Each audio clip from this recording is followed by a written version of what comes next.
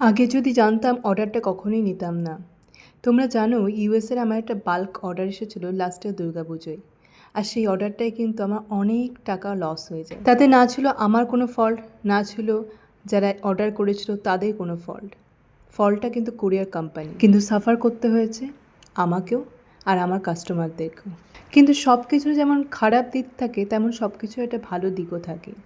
সেই সময় আমি আরেকজন ইউএসের নিউ ইয়র্কে একজন কাস্টমার পেয়েছিলাম, যিনি ওই সময় আমাকে মেসেজ করেছিলেন কিছু প্রোডাক্ট নেওয়ার জন্য। আর সেই সময় আমি তাও সাহস করে তাকে কিন্তু তার প্রোডাক্টগুলো পাঠিয়েছিলাম কুরিয়ারের মাধ্যমে, অবশ্যই একটা অন্য কুরিয়ারের মাধ্যমে, আর যার মাধ্যমে জিনিসটা কিন্তু তার হাত থেকে পৌঁছায়। তারপর থেকে ওনার সঙ্গে আমার এতটাই ভালো সম্পর্ক হয়, ওনার যা যা জিনিস পছন্দ হয় উনি বুক করতে থাকেন, আর আমি সেগুলোকে একসঙ্গে করে ওনাকে আমি পার্সেল করি। তাই বলি, সব খারাপের মধ্যেই কিন্তু ভালো লুকিয়ে থাকে। তাই একটু ধৈর্য আর ভগবানের প্রতি বিশ্বাস রাখতে হয়।